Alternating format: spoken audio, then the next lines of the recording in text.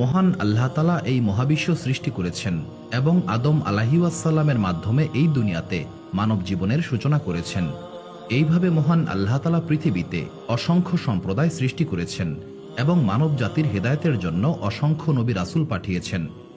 বিভিন্ন রেওয়ায়েতে বর্ণিত হয়েছে এই দুনিয়াতে প্রায় 1,24,000 নবী রাসূল আগমন করেছেন।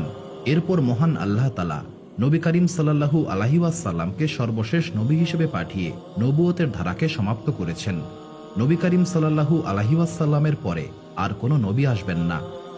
এইভাবে নবী রাসূলগণ তাদের সম্প্রদায়কে তাওহীদের দাওয়াত দিয়েছেন। কিন্তু এমন 4 জন নবী আছেন যাদেরকে মহান আল্লাহ তাআলা এখনও জীবিত রেখেছেন। এখন প্রশ্ন হচ্ছে, এই 4 জন নবী কারা এবং মহান আল্লাহ তাআলা তাদেরকে কেনই বা জীবিত রেখেছেন? মূল কাহিনী শুরু করার আগে ভিডিওটি লাইক করে চ্যানেলটি সাবস্ক্রাইব করুন। যদি কাহিনীতে কোনো সংশোধনের প্রয়োজন হয় তবে মন্তব্য করতে ভুলবেন না। চলুন শুরু করা যাক।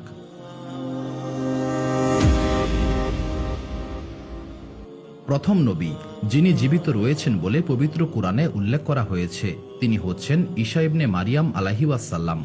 ঈসা আলাইহিসসালাম হচ্ছেন মহান আল্লাহ তাআলার একজন অত্যন্ত গুরুত্বপূর্ণ নবী এবং রাসূল। নবী করিম সাল্লাল্লাহু আলাইহি ওয়াসাল্লামের জন্মের প্রায় 600 বছর পূর্বে ঈসা ইবনে মারিয়াম আলাইহিসসালাম এই পৃথিবীতে আগমন করেছিলেন।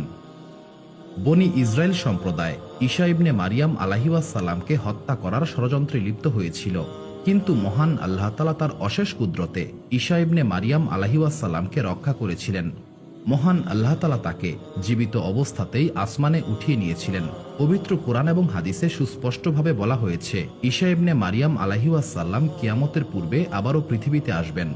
ঈসা ইবনে মারিয়াম আলাইহিসসালাম ফজরের সলাতের সময় দামেস্কের পূর্ব প্রান্তে অবস্থিত একটি সাদা মিনার বিশিষ্ট মসজিদে অবতরণ করবেন। তার সঙ্গে 2 জন ফেরেশতাও পৃথিবীতে অবতরণ করবেন। পৃথিবীতে ফিরে আসার পর তিনি দাজ্জালকে হত্যা করবেন, বিবাহ করবেন এবং তার সন্তানও হবে। এরপর তিনি স্বাভাবিকভাবেই ইন্তেকাল করবেন এবং তাকে নবী করিম সাল্লাল্লাহু আলাইহি ওয়াসাল্লামের পাশে জান্নাতুল বাকি কবরস্থানে দাফন করা হবে। পবিত্র কুরআন এবং হাদিসে সুস্পষ্টভাবে উল্লেখ করা হয়েছে ঈসা ইবনে মারিয়াম আলাইহিসসালাম মৃত্যুবরণ করেন নাই, বরং তাকে জীবিত অবস্থায় আসমানে উঠিয়ে নেওয়া হয়েছে এবং ভবিষ্যতে কিয়ামতের নিকটবর্তী সময়ে তিনি আবারও পৃথিবীতে ফিরে আসবেন। পবিত্র কোরআনে মহান আল্লাহ তাআলা বলেন, যখন ঈসা আলাইহিসসালাম তাদের অবিশ্বাস এবং কুফরি বুঝতে পেরেছিলেন তখন তিনি বললেন, মহান আল্লাহ তাআলার পথে কে আমার সাহায্যকারী হবে? তখন তার বিশ্বস্ত সাহাবীরা বললেন, আমরা মহান আল্লাহ তাআলার পথে সাহায্যকারী, আমরা আল্লাহ তাআলার প্রতি আনুগত্য প্রকাশ করছি। আপনি সাক্ষী থাকুন, আমরা আত্মসমর্পণকারী। হে আমাদের রব, আমরা আপনার কিতাবের উপর বিশ্বাস স্থাপন করেছি এবং আপনার রাসূলের অনুসরণ করছি, সুতরাং আমাদেরকে সাক্ষ্যদানকারীদের মধ্যে লিখে নিন। এরপর ইহুদিরা ঈসা আলাইহিসসালামকে হত্যার ষড়যন্ত্র করেছিল, কিন্তু মহান আল্লাহ তাআলা তাকে রক্ষা করেছিলেন। নিশ্চয়ই মহান আল্লাহ তাআলা সর্বোত্তম পরিকল্পনাকারী এবং তিনি সকল চক্রান্তের ঊর্ধ্বে। ইহুদিরা ঈসা আলাইহিসসালামকে ধোঁকা দিয়ে হত্যা করতে চেয়েছিল, কিন্তু মহান আল্লাহ তাআলা তাদের সকল চক্রান্ত ব্যর্থ করে দিয়েছিলেন। এর মধ্যে সবচেয়ে উল্লেখযোগ্য বিষয় হচ্ছে মহান আল্লাহ তাআলা ঈসা আলাইহিসসালামকে সরাসরি আসমানে উঠিয়ে নিয়েছিলেন।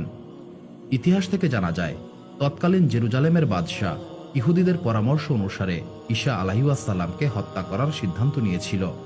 যখন ইহুদিরা ঈসা আলাইহিসসালামকে হত্যার জন্য চূড়ান্ত পরিকল্পনা করেছিল তখন জিবরাইল আলাইহিসসালাম ঈসা আলাইহিসসালামকে একটি ঘরে প্রবেশ করতে বলেছিলেন। সেই ঘরে একটি জানালা ছিল। ঈসা আলাইহিসসালাম যখন ঘরে প্রবেশ করলেন তখন জিবরাইল আলাইহিসসালাম সেই জানালা দিয়ে তাকে আসমানে উঠিয়ে নিলেন এবং ঈসা আলাইহিসসালামের পরিবর্তে অন্য একজন ব্যক্তির চেহারা ঈসা আলাইহিসসালামের মতো করে দেওয়া হয়েছিল। ফলে বিভ্রান্ত ইহুদিরা সেই ব্যক্তিকেই গ্রেফতার করেছিল এবং তাকে ক্রুশবিদ্ধ করে হত্যা করেছিল। যখন ঈসা আলাইহিসসালামের মতো দেখতে সেই ব্যক্তিকে ক্রুশবিদ্ধ করে হত্যা করা হচ্ছিল তখন সেখানে উপস্থিত লোকদের মধ্যে 3 ধরনের মতামত প্রকাশ পেয়েছিল। প্রথম দল বলল, ঈসাই ছিলেন আমাদের খোদা। দ্বিতীয় দল বলল, তিনি ছিলেন আমাদের রবের পুত্র। এবং তৃতীয় দলটি বলল, তিনি মহান আল্লাহ তাআলার বান্দা এবং রাসূল ছিলেন। কিন্তু দুর্ভাগ্যবশত প্রথম 2 দলের লোকের সংখ্যা তৃতীয় দলের চেয়েও অনেক বেশি ছিল। ঈসা আলাইহিসসালাম যখন নবুয়তপ্রাপ্ত হয়েছিলেন তখন তিনি বনি ইসরায়েল সম্প্রদায়কে একত্রিত করে বললেন, মহান আল্লাহ তাআলা আমাকে নবী হিসেবে